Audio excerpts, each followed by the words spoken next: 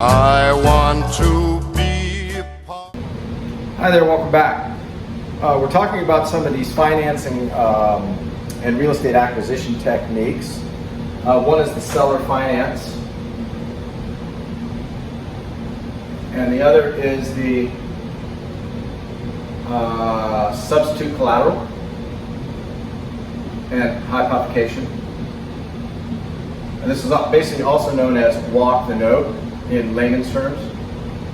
And I showed you in the previous videos essentially how you walk the note to acquire new property. So there was, I want to go back to the duplex situation, the original from the previous video, where it was a seller carryback, and I had given him $100,000 down and carried the $250 note. And as I expressed in the previous video, I ended up doing a tax-free exchange of the equity and went off and did a triple net commercial deal, like it was the KFC in that case. And then I took the $250 note and I walked it and I used that to help buy the Palm Springs house, which became an Airbnb. So I ended up not owning this anymore. But what I should say is, and there were reasons why I did that. One of the reasons was, again, rent control was coming, not just to Sacramento, but also statewide California, which is very bad for real estate investors.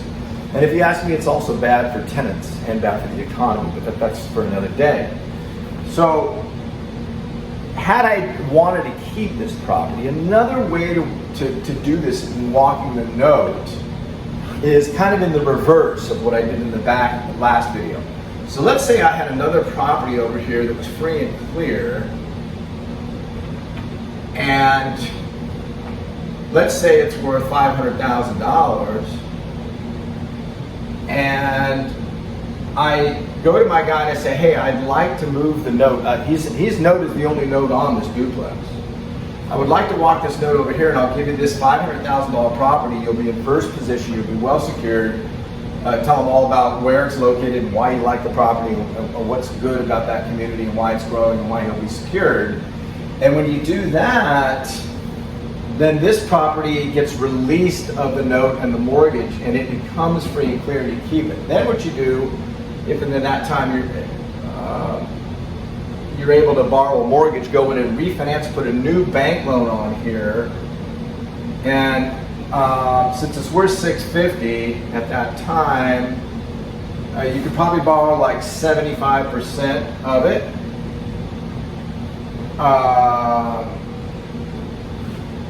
But let's say you don't want to take that much. Let's just say you want to take a $300,000 mortgage.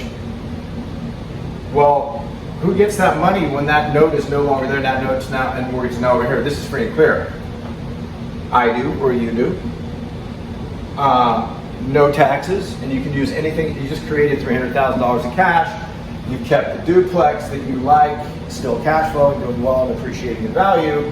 And all you've done is you've walked the note over to another property that you had over here.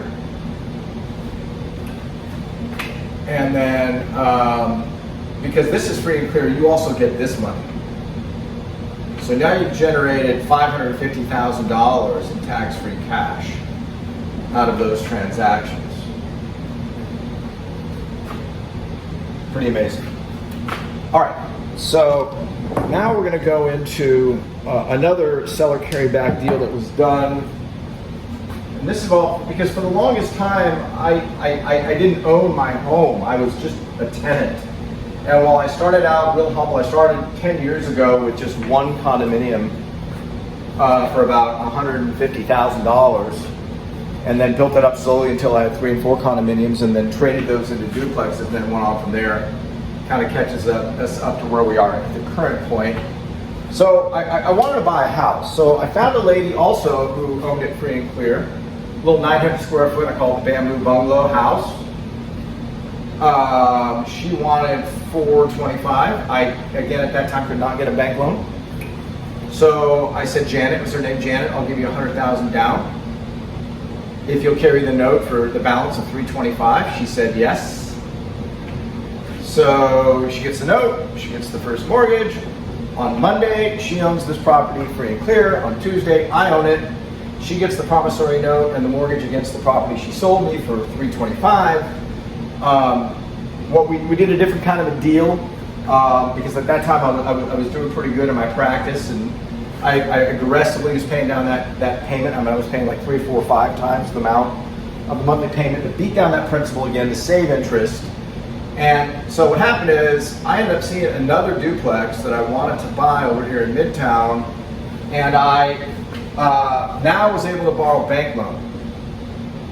So because this was my personal residence, the bank said, sure, we'll come over here and refinance this loan and pay Janet off the $325, and we'll give you, now the property's worth $550 because the market's going up because you're in a high demand location, excellent location, Midtown Sac, and we'll give you, $400,000, which gives me about $75,000 in tax-free cash. So I took that tax-free cash, made a down payment over here on this duplex for $450. Then the same bank came over and said, we're also going to give you a new loan over here for the difference between the purchase price $450 and the down payment of $75. They gave me the first loan. I used all the bank's money. The bank gave me the $75,000. The bank gave me the difference between $450 and $75,000 so I could buy this duplex. In a minute, I'm going to go into what we did with that duplex and then talk about some other things. Thanks for watching. Had too much wine, that's some more.